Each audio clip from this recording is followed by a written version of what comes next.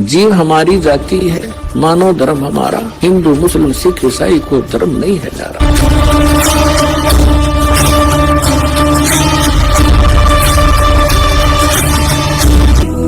परमात्मा की वाणी में प्रमाण है कि लख बर सूरा जूझ ही, लख बर सावत दे, लख बर यति जहान में, तब सतगुरु शरणा ले।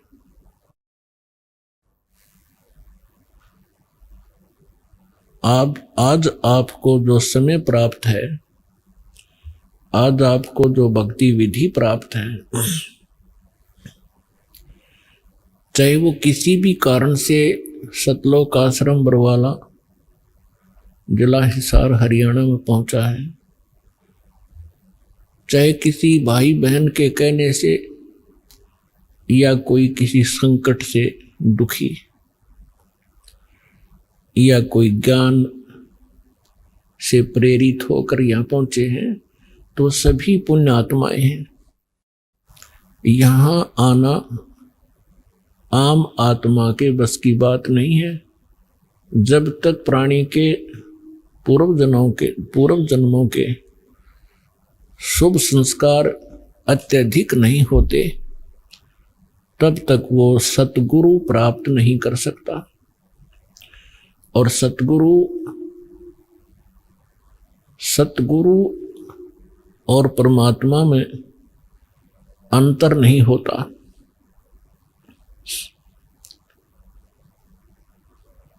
प्रमाण दिया है कि लखबर सूरा जूझ ही, लखबर सावत दे, लखबर यति जहान में, तब सतगुरु शरणा ले। आप सभी पुण्यात्माएं युगों युगों से परमात्मा पाने का भरसक प्रयत्न कर रहे हैं।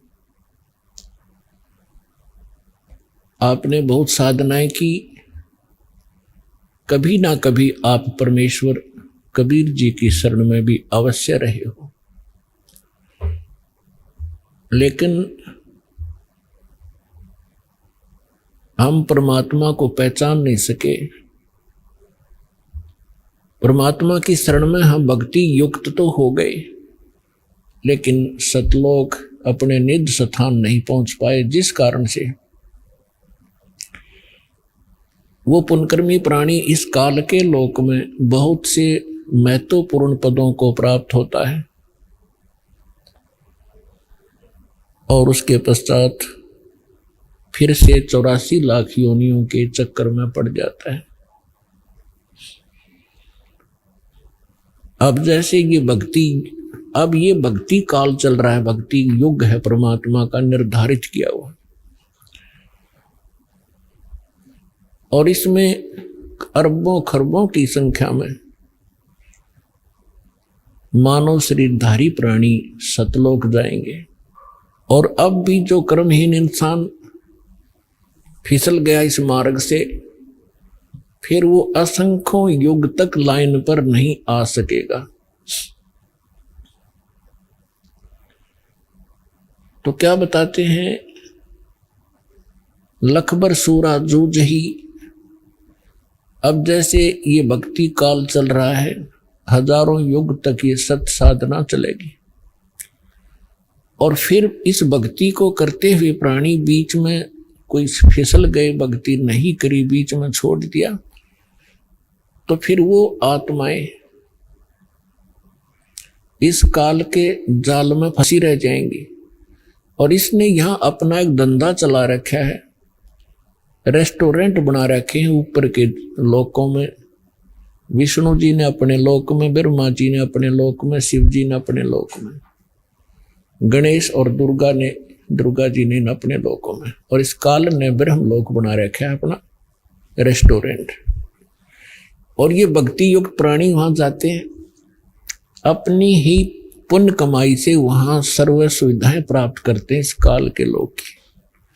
और जब इनके पुण्य समाप्त हो जाते हैं, ये पुण्य पटक दिए जाते हैं, कोई गधे की योनि में, कोई कुत्ते की योनि में।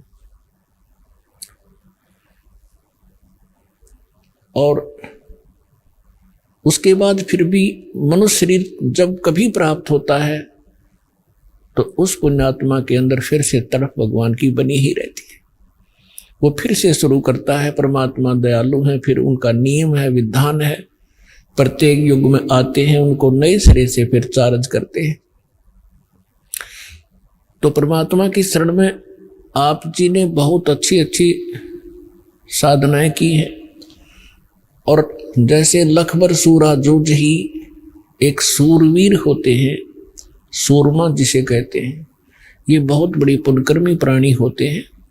सूरवीर वो होते हैं जो कभी अन्याय करते नहीं और अन्याय सहन नहीं करते, और जब भी कभी कोई युद्ध के मैदान में वो खड़े हो जाते हैं, या तो सामने वाले को मार डालते हैं या स्वयं कट टुकड़े टुकड़े हो जाते हैं, वो पीछे नहीं हटते। ये पुण्यकर्मी प्राणी के अंदर एक विशेष गुण होते हैं।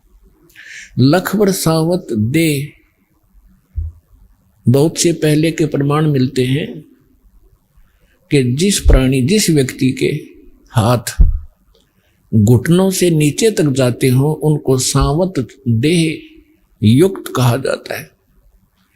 वो भी बहुत पुण्यकर्मी प्राणी होता है, बहुत पुण्यकर्मी प्राणी होता है। उसके अंदर भी एक विशेष गुण होते हैं, बड़ा सहनशील होता है, कभी दुराचार करता नहीं, कोई अन्याय नहीं करता और ना ही किसी को करने देता है। और लखबर यति जिहान में, यति जैसे सुखदेव ऋषि थे, वो बड़े यति थे, लेकिन भक्ति साधना ठीक नहीं थी उनकी, फिर भी वो गुण था उसके अंदर। राजा जनक के पास जब वो दीक्षा प्राप्त करने के लिए गए, राजा जनक जी ने उनकी परीक्षार्थ उनका आसन एक अलग कमरे में लगा दिया और उसकी सेवा के लिए एक नौकरानी भेज दी और नौकरानी को कुछ संकेत दे दिया, ऐसे ऐसे करना। नौकरानी उनको खाना खिला करके उन्हीं के बेड पर बैठ गई। सुखदेव ऋषि उस बेड से के ऊपर आगे को सरक गया, लड़की और निकट जाने लगी तो बेड छोड़कर वो बाहर खड़ा हो गया और कहा, बहन ए बेटी, आप बाहर जाइए, आप यहां ना रहिए। जब उस लड़की ने जाके राजा जनक से बताया कि ये ऐसे ऐसे किया और ये महापुरुष बहुत ही सूचे हैं, तो वो यति कहलाता है। तो यहां परमात्मा कहते हैं लखबर सूरा जो जही, लखबर सावत दे और लखबर यति जहान में, तब सतगुरु शरण।